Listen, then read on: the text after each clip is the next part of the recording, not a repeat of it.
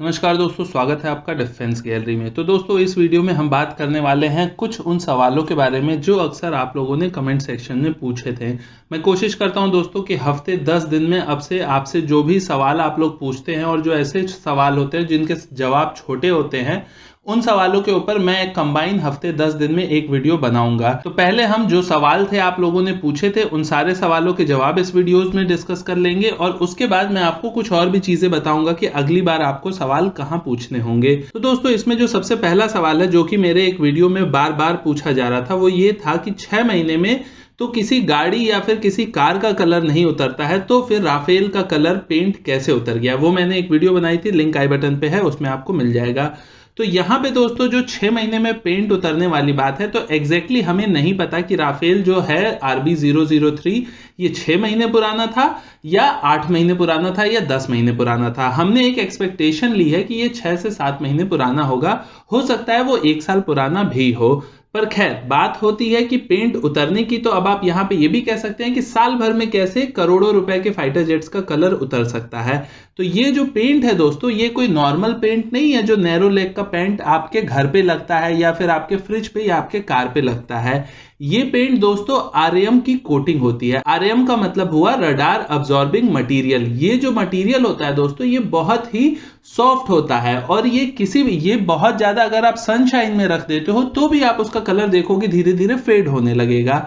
तो जब आप हाई एल्टीट्यूड पे एक सुपरसोनिक स्पीड से जब चलाते हो अपने फाइटर जेट को और लगातार चला रहे हो, आप उसके थ्रू ट्रेनिंग दे रहे हो दूसरों को, तो इस तरह के पेंट का उतरना बहुत आम बात है। अगर आप नहीं जानते तो आप इस पे रिसर्च कर लीजिएगा कि अमेरिका अपने B-2 बॉम्बर्स और अपने F-35 या फिर F-22 रैप्टर या भी जो भी कंट्रीज F-35 यूज करती हैं, वो हर साल करोड़ों रुपए अपने फाइटर जेट्स की RAM की कोटिंग पे खर्च करती हैं। और भारत में जो फाइटर जेट्स थे उसमें राफेल ही एक ऐसा है फाइटर जेट जिसमें कि रडार अब्सॉर्बिंग मटेरियल की इतनी हैवी कोटिंग को यूज किया गया है। तो इस वजह से दोस्तों, ये पेंट को आप नैरो लेक या एशियन पेंट्स वाला पेंट मत समझिए। ये रडार अब्सॉर्बिंग मटेरियल की पेंटिंग है।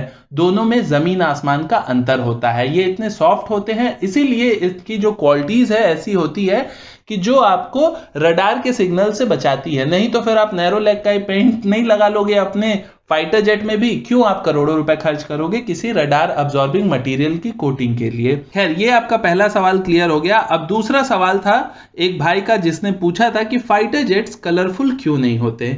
तो भाई ऐसा है कि एक्चुअल में ऐसा नहीं है कि फाइटर जेट कलरफुल नहीं होते। आपने सुखोई की कुछ फोटोज देखी होंगी जिसे कि इंडियन फ्लैग के कलर में डाला गया था। आपने पाकिस्तान के JF-17 की फोटो देखी होगी जिसको हरे कलर से पूरा कलर कर दिया गया था। तो ये आपके ऊपर है कि आप उसे किस कलर से कलर करते हैं।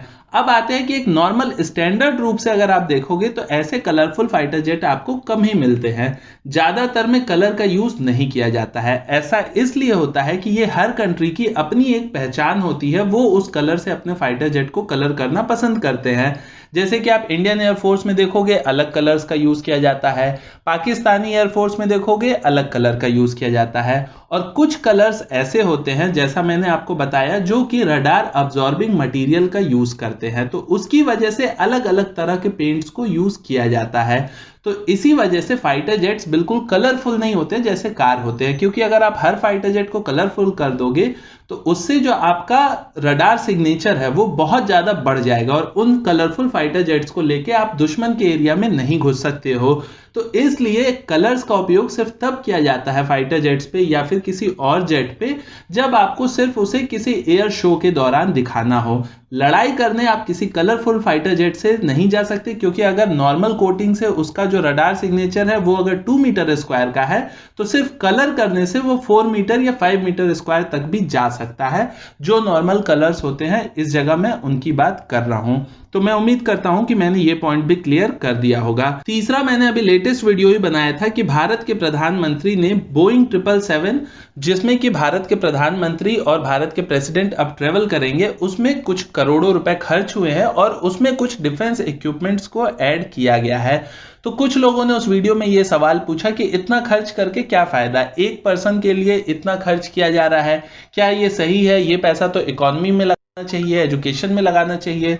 तो ये बातें एक बिल्कुल ही बकवास बात है दोस्तों, क्योंकि किसी भी देश का प्रधानमंत्री हो या राष्ट्रपति हो, वो एक आदमी नहीं होता है, वो एक तरह से पूरा देश ही होता है, क्योंकि वो आपके देश को रिप्रेजेंट कर रहा है, उसका नेतृत्व कर रहा है। अगर भारत के प्रधानमंत्री को किसी दूसरे देश में या किसी दूसरे देश के प्रधानमंत्री को किसी तीसरे देश में किसी तरह की कोई प्रॉब्लम होती है, तो वो प्रॉब्लम सिर्फ उस प्रधानमंत्री को नहीं होती है, उस पूरे देश को वो बेइज्जती झेलनी पड़ती है। एग्जाम्पल के तौर पे मैं बताऊं तो इमरान खान जो पाकिस्तान के पीएम है इस समय, उनकी एक बार आप कहो कि मैं क्या बताऊं, उनकी चेकिंग के दौरान अमेरिका में पूरे कपड़े तक उतरवा लिए गए थे। तो इस तरह की चीजें अगर कोई कंट्री करती है किसी दूसरे देश के साथ, तो वो पूरे देश के लिए अच्छी चीज या बुरी चीज हो जाती है। तो एक प्रधानमंत्री जो ऐसा बंदा हो जो इतना ज्यादा इंपॉर्टेंट हो, तो उसकी सिक्योरिटी भी तो उतनी ही ज्यादा इंपॉर्टेंट होती है। तो उस सिक्योरिटी के लिए उस देश को, उस देश का पैसा उस प्रधानमंत्री के ऊपर खर्च करना उस देश के लोगों का फर्ज बनता है। और ये डिसीजन बिल्कुल अच्छा है, क्योंकि आने वाले समय में जिस तरह की एक्टिविटीज पाकिस्तान और चाइना की ओर से बढ़ रही हैं, हमारे पीएम या फिर जो भी हमारे वीआईपीज हैं, जैसे कि हमारे प्रेसिडेंट भी हैं, ये लोग वीवीआईपीज की कैटेगरी में आते हैं, तो इनकी सिक्योरिटी तो फॉरमोस्ट है, इनकी सिक्योरिटी से हम कोई कॉम्प्रोमाइज नहीं कर सकते। तो इसलिए ये बोइंग 777 खरीदने का और इसे प्रॉपर अपग्रेड करने का प्लान जो था वो बहुत अच्छा था। इसमें क्या क्या फीचर्स थे इस पे मैंने वीडियो बनाई थी डिटेल, आपने नहीं देखी तो जरूर देखिएगा। अब आते हैं चौथे सवाल पे। तो चौथे सवाल में कुछ लोग मेरे से कह रहे हैं बार बार कि पाकिस्तान के कुछ चैनल्स जब से राफेल भारत को डिलीवर हुआ है तब से बहुत ज्यादा इसका कंपैरिजन कर रहे हैं JF-17 के साथ, और JF-17 के साथ वो लोग बहुत बढ़ा चढ़ा के दिखा रहे हैं और JF-17 को बताते हैं कि इसकी सर्विस सीलिंग 55,000 फीट की है, राफेल की 50,000 फीट की है, राफेल से ज्यादा स्पीड है JF-17 की। तो JF-17 एक बहुत अच्छा फाइटर जेट हो गया। तो दोस्तों ये मैं बताऊं, ये एक दो चीज का कंपैरिजन करके कोई अपने फाइटर जेट्स को अगर अच्छा बता दे रहा है तो आप उसे बताने दीजिए, उसे खुश होने दीजिए, क्योंकि पाकिस्तान के जो चैनल्स हैं उनमें लॉजिक्स अगर आप ढूंढेंगे तो आप परेशान हो जाएंगे। तो बेहतर यही है कि आप वहां के चैनल्स देखना बंद कर दे। इंडिया में ही बहुत सारे अच्छे अच्छे डिफेंस के चैनल है, आप सिर्फ उन्हीं को देखिए। और पाकिस्तान के JF-17 में इतना दम नहीं है दोस्तों कि मैं उसे राफेल से कंपेयर करूं, इसीलिए मैंने आज तक इस कमेंट को इग्नोर किया और मैंने इस पर कोई वीडियो बनाना जरूरी नहीं समझा, क्योंकि JF-17 की ना ही राफेल की कैटेगरी में वो आता है और ना ही वो इतना काबिल है कि मैं राफेल से कंपैरिजन करूं, क्योंकि मुझे पता है कि वहां पे JF-17 ही हारेगा, वहां मुझे ये साबित नहीं करना पड़ेगा। तो इसलिए इससे कंपैरिजन नहीं करूंगा। हाँ, F-16 से कुछ लोगों ने कहा था राफेल को कंपेयर करने के लिए, वहां मैं F-16 को राफेल से जरूर कंपेयर करूंगा। और JF-17 को अगर मुझे कंपेयर करना होगा तो मैं उसे LCA तेजस मार्क 1A से कर सकता हूं, LCA से कर सकता हूं, लेकिन JF-17 को राफेल से कंपेयर मैं नहीं करूंगा, उनमें ये काबिलियत अभी नहीं है। तो खैर, आज मैंने दोस्तों आपके 5 सवालों के जवाब दिए हैं। इसके अलावा एक दो सवाल बचे हुए हैं जिनको मैं अगले वीडियो में कवर करूंगा। आपके भी कुछ और इस तरह के डाउट हो, कुछ सवाल हो, आप मुझे कमेंट सेक्शन में बताइए। अगर मैंने आपकी बात का रिप्लाई किया तो मैं उस पर वीडियो जरूर बनाऊंगा। और कभी कभी बहुत सारे कमेंट के बीच में कोई कमेंट मिस हो जाता है, तो उस केस में आप मुझे फेसबुक पे भी मैसेज कर सकते हैं, लिंक आपको डिस्क्रिप्शन में मिल जाएगा।